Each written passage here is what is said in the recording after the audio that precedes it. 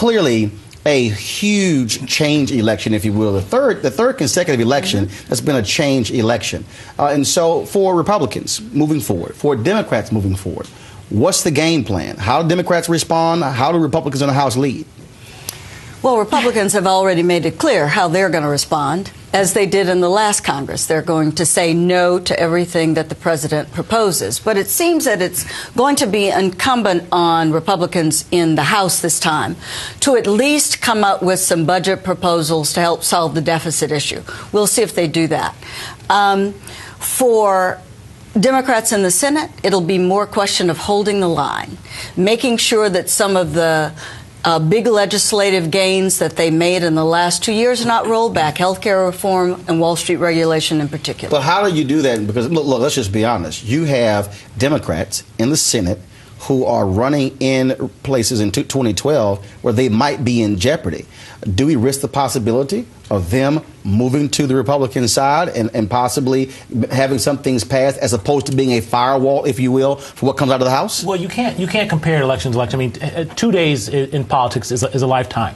What from a pure sort of political campaign strategist sort of standpoint, it now becomes interesting because Democrats can now go on the offense. For the last couple of years, you saw Republicans, hats off to them, effectively go on the offense. I mean, everything Democrats did, they attacked it. Well, now Republicans are in charge of the House, and they have to govern. And one of the first things they got to come out is, you know what? You wanted to cut the deficit. Where are your cuts? And from a strategic standpoint, they're going to have to put forward on the table some cuts that are going to be unpopular. And guess from a political standpoint, what do? You then have something to attack them on because they didn't put out anything before that. But look, let's take a look at the map to Cornell's point. 24 Senate seats are up in 2012. The majority of them are going to be Democrats. And so what you're going to see is a lot of folks out there, they're going to move to the Republican side and say, you know what?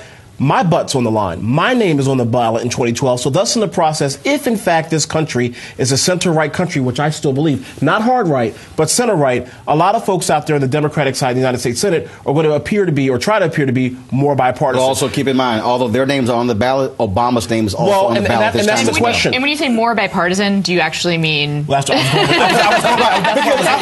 trying to figure that one out because you have voters who are saying we want you guys to get along, and I'm sitting here going, oh, you actually think that people get along? There's a couple things that can be bipartisan. I don't want to take your time, but there's a couple things.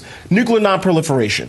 Perhaps maybe extending the Bush tax cuts. Perhaps something as it relates to education funding. So there's some real things. There's small ball things, but this is what the American people care about. Anna? I'll take nuclear nonproliferation and the START treaty as something that Democrats and Republicans can and should work together on. I'm not sure the Bush tax cuts are something they're going to be actually working together on.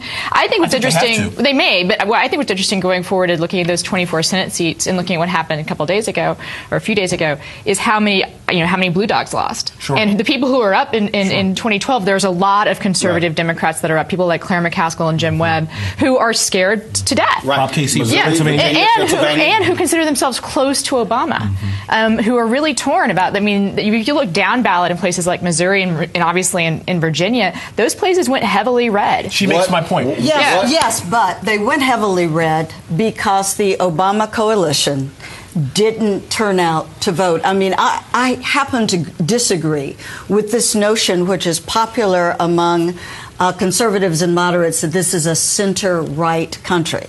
I happen to think the country is pretty much in the middle and likes progressive policies, but that is reinforced only when people who care about progressive policies turn out to vote. And black folk and younger voters did not turn out this time in the numbers that they did in 2008. Right, but they did turn out. But hold on, they turned out in 2010 comparable to 06. Actually, in some places above 06. When you look at some of the battlegrounds, now I have a big problem because I agree with you earlier talking about the 50-state strategy. The 50-state strategy was not a 50-state strategy this time around. Republicans did, but where Democrats were focused in Ohio's and Pennsylvania's and your Nevadas and your Colorado's, we actually did have turnout above what it typically is in midterm. However, that's not enough. The problem is the independent voters who pushed that pendulum in 06 once again pushed it again, and what you're looking at as a volatile group of independent voters as as you've ever seen. And, you know, we can talk a lot about Democratic base, and quite frankly, I think we could have done more sort of in the base. But we talk about Democrat base, you talk about the Republican base. They're fairly equal in size. It's the center. It is those independent who are very volatile right now, and they're swinging back and forth. They're very volatile, and although I agree with some of what you were saying, Cynthia, about what the Americans like progressive policies, right now what they want more than anything else is economic security. They want and so unless that happens... And to that point, and this is to a point, when you look at the exit poll data, you had a majority say the government's doing too much, but then you had a majority who thought the government should do more to create jobs. So there is this conflict. That's why it's amazing to me, because you also had people saying we hate Democrats and we hate Republicans, but we'll actually change how we're voting.